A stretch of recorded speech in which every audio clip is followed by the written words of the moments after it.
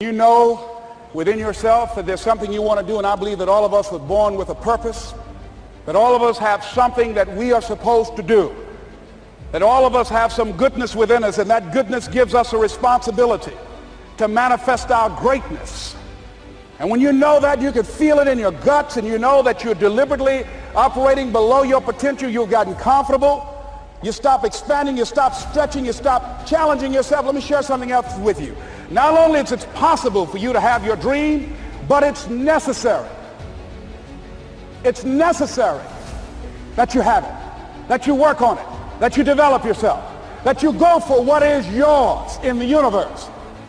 I have a friend that at the beginning of the year I was in Los Angeles giving a speech, and I do a seminar teaching people how to become involved in the speaking business, and also one called Speaking with Power, teaching people how to begin to develop their communication skills.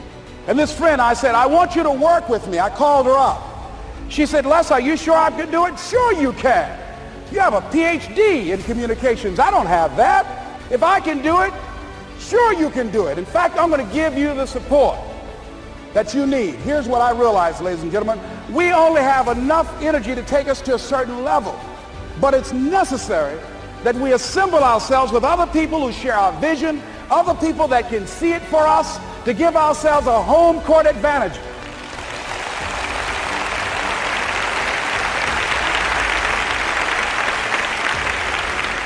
So it's necessary that you seek out other people who think like you, who are growing, who have decided that they are not satisfied with where they are. See, I don't believe that necessity is the mother of invention. No, necessity, in my opinion, is not the mother of invention. Refusing to accept things the way that they are is the mother of invention.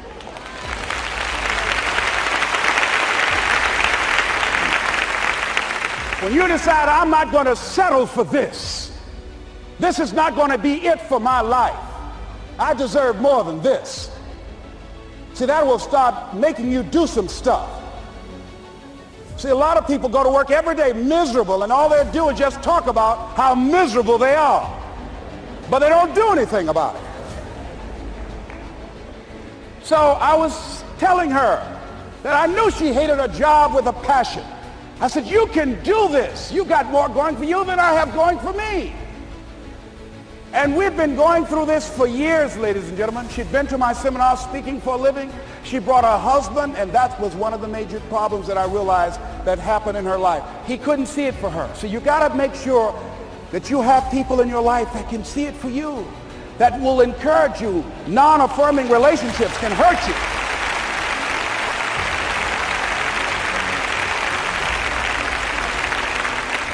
And I talked to him. I said, you know, I don't have anything to do with your marriage. I said, you and I are good friends, and she and I are good friends. And I'm not taking sides. I said, but if you can't see it for her, don't tell her that. Just give her some support. What if you're wrong? It's possible, man, that if I'm doing it, she can do it. Well, you're different. How are you going to tell me that? You've seen her speak. She's got great speaking skills. Don't underestimate her. You don't know. You got a great woman here. But you see, people who can't see it for themselves can't see it for you. He was happy.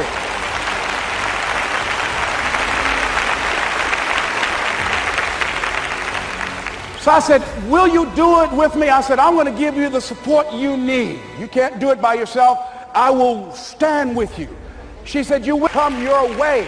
You got to find ways to increase your sense of self-appreciation, because if you don't, you're bombarded with negative stuff every day that beats you down, and you will find yourself unconsciously engaged in self-destructive behavior. If you don't program yourself, life will program you.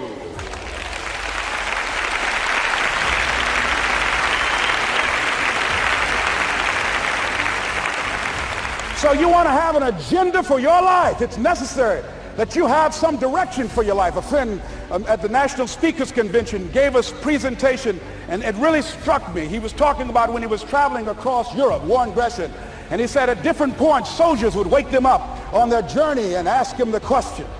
And I posed this to you. The question was, where have you been? Why are you here? And where are you going? And that's what I ask you. Where have you been? Where have you been up to this point? You look at your life. You look at what you produce. Is it giving you what you want? Are you living on purpose? Are you living your dream? Are you acting on your ideas? Are you doing all you can do? Have you gotten comfortable? Are you procrastinating? Are you evading your own greatness? Are you surrounding yourself with people that can nourish you? Are you challenging yourself? Are you experimenting? Are you learning something different? Is your life an adventure or is it boring? Where have you been? Why are you here? What brought you here? Investing the time, the money. What brought you here? And where are you going? What is it that you can get out of this session, out of this lecture? That when you leave here, rather than this just being a spectator event, that you got some idea, some dream, that you might have to go back and brush it off and look at it again and say, I've got to do this. This is for you to constantly look at ways of getting better. Not only is it possible for you to have your dream, and it's necessary for you to challenge yourself to go after it and get better and leverage relationships that can help you get to where you want to go, but it's you. The major key to your reaching your dream, your living up to your greatness, your making your contribution is you. If the economy is good, fantastic. If the banks are loaning money, that's great. If people are positive, that's great. You don't have any opposition, that's great. But the major key to your making things happen in your life is you. When I wanted to get on public television, you know, they told me, you can't do that. So wait a minute, I've seen these other people on. It's possible I can get on. Leo Biscaya, John Bradshaw. It's possible. Hold time out. Let's be realistic. Come on, be logical. I said, well, wait a minute. Why can't I do it? Let's look here. Think about guys who have credentials, all kind of credentials. You don't have any college training. They're not going to put you on television. Give me a break. I said, thank you for that. God love you, and I'm trying. And went on about my business. You hear me? Let me tell you something. What people think about you and the possibilities for your dream is none of your business. That's their business.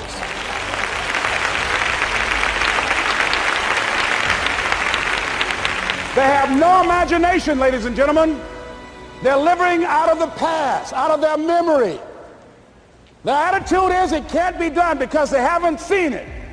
They're judging according to appearances. The people that are going to make it in the future, the people that are making it today, let me share something with you. History is being read, but it's also being written by people with imagination.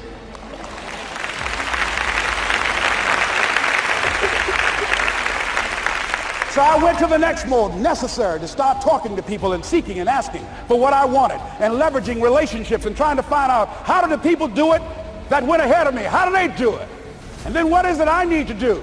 How is it I need to train myself, to develop myself? What's the resources that will be required in order to make it happen?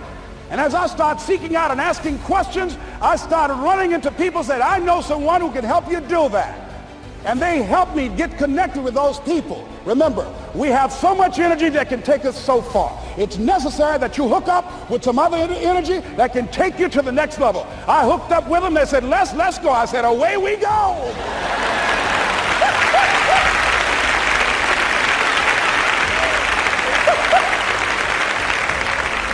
And guess what? Here we are. I love it. You want your stuff? It's necessary you take responsibility for it, that you make it happen, that you don't give up, that you don't take any objection or disappointment or defeats personally, that you keep on keeping on, that you don't decide that I can't make it because you can't see the light at the end of the tunnel, that you realize that's a part of the program. And here's something you've got to resolve. Say this to yourself every day. See, as long as you're breathing, you got a shot at your dream. That's the way I resolve. Say this, please. It's not over until I win. You got that right.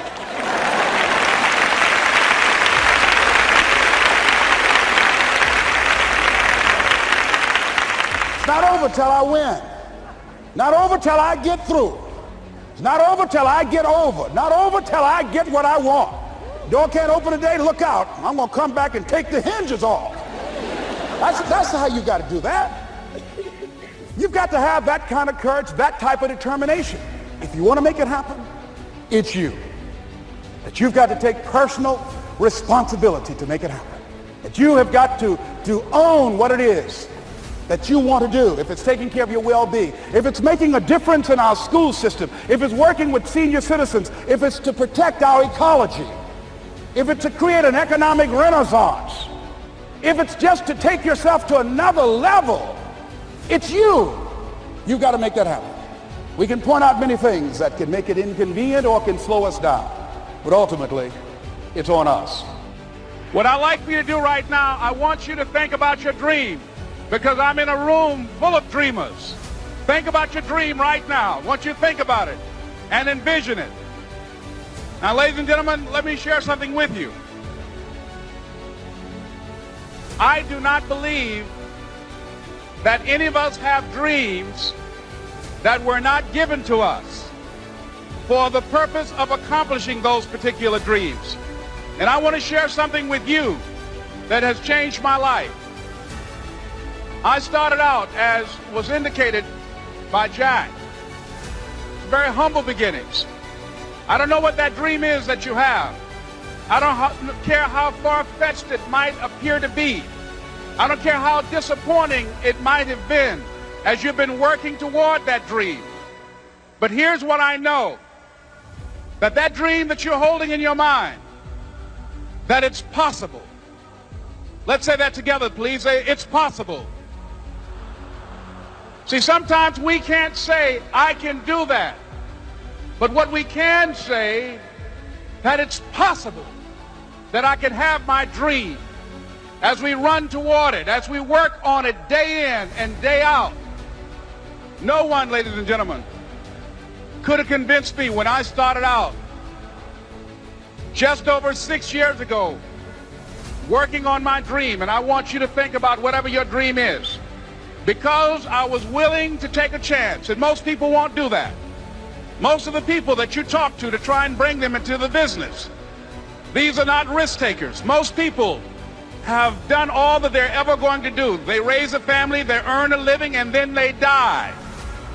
But people who are running toward their dreams, life has a special kind of meaning.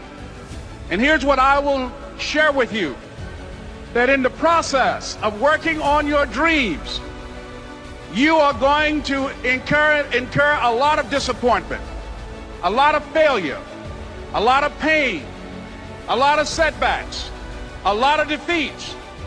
But in the process of doing that, you will discover some things about yourself that you don't know right now. What you will realize is that you have greatness within you. What you'll realize is that you're more powerful than you can ever begin to imagine. What you will realize is that you're greater than your circumstances, that you don't have to go through life being a victim.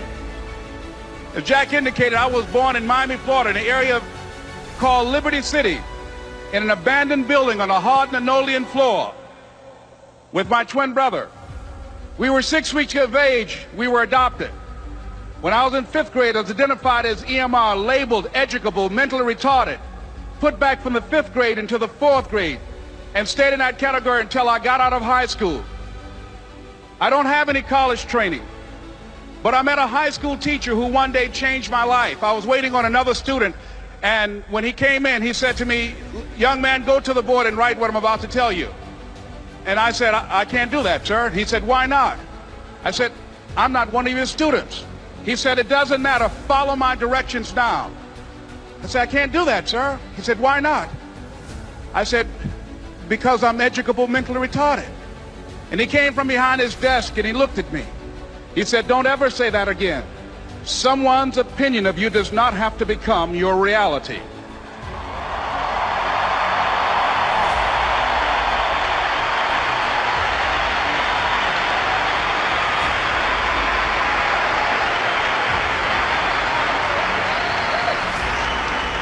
And that man, Mr. Leroy Washington, did something for me. He started planting seeds in my mind that enabled me to begin to dream, as Dexter has been doing for you.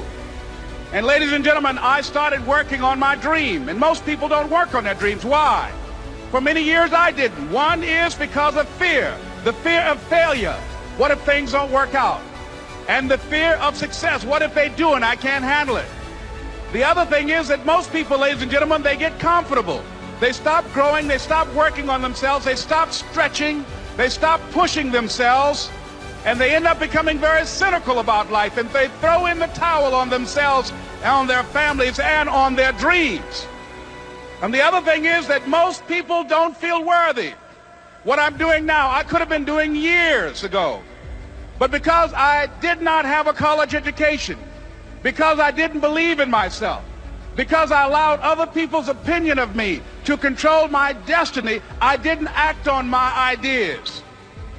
So I applaud you for your dreaming, for your running toward your dream. I applaud you for believing in yourself, because that's what life is about, stretching and challenging, looking for ways that you can begin to improve yourself.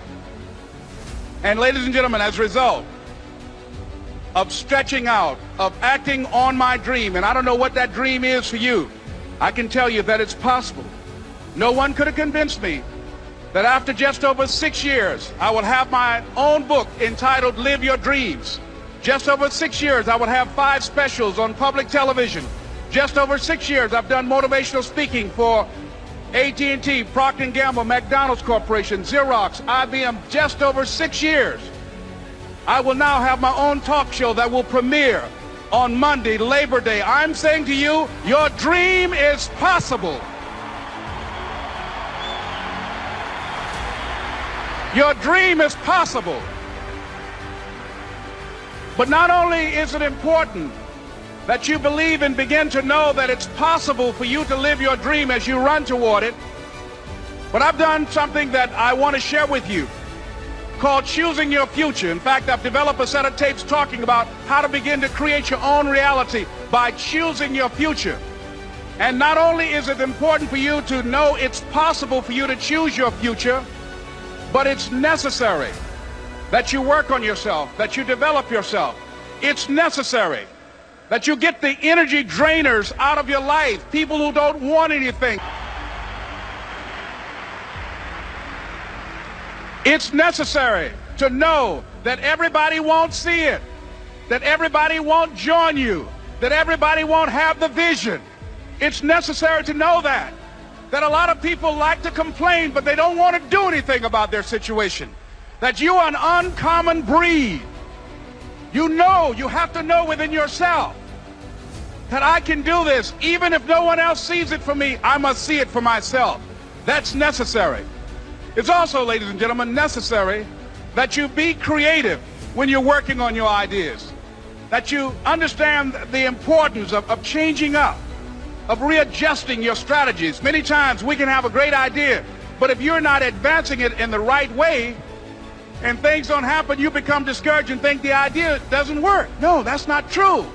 It's necessary that we become creative. I remember when I was in New York walking down the street, and a guy approached me and said, "Hey, mister, can I shine your shoes?" And I said, "No, I'm in a hurry. I don't have time." I kept walking. Someone else said, "Hey, man, your shoes look clutty. May I shine your shoes?" I said, "No, I don't have time. I'm sorry, I'm busy." And I was walking fast, and many people solicited me for my business. And then finally, a young man stepped in front of me, and he said, "Excuse me." And he started counting, 97, 98, 99, 100. He said, "Sir?" I said, "Yes." He said, "Come here, please." I said, "What is it?" He said, "Today is my birthday. And every year, just to thank God for another year of life, the 100th person who passes my shoe shine stand, I offer them a free shoe shine. Would you give me the honors?" I said, "Why, sure." I got up on the shoe shine stand, George, and I sat there, and he shined my shoes diligently. And when I got down, I looked at them, they were sparkling.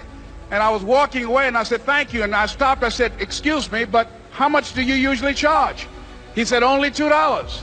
I said, "I tell you what, today's your birthday. Here's $5, keep the change." He said, "Thank you." As I was walking away, looking in the opposite direction at other people coming, he started counting again. 97, 98, 99, 100.